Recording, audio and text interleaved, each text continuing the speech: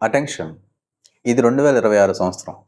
ప్రపంచం ఇంత అభివృద్ధి చెందిన తర్వాత ఈరోజు కూడా భర్త చనిపోయిన స్త్రీలు చాలా ఇబ్బందులు ఎదుర్కొంటున్నారు.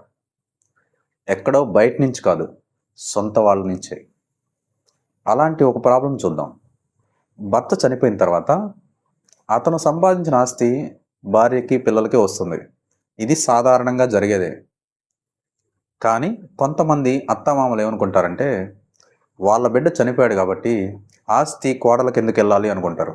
సో వాళ్ళు ఏం చేస్తారంటే, ఆ ఆస్తి సంపాదించింది కొడుకు కాదు, మేము డబ్బులు ఇస్తే ఆస్తి కొన్నాడు అని చెప్పేసి ఆ భార్య పిల్లలకి ఆస్తి చెందకుండా ఉండేందుకు ప్రయత్నాలు చేస్తారు.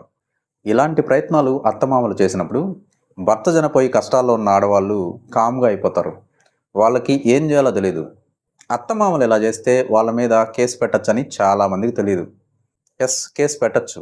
వాళ్ళు చేసేది డొమెస్టిక్ వైలెన్స్ యాక్ట్ కింద, ఎకనామిక్ అబ్యూస్ కింద వస్తుంది. ఎవరైతే స్త్రీలు ఈ ఇష్యూని ఫేస్ చేస్తున్నారో వాళ్ళు కేసు ఫైల్ చేయొచ్చు.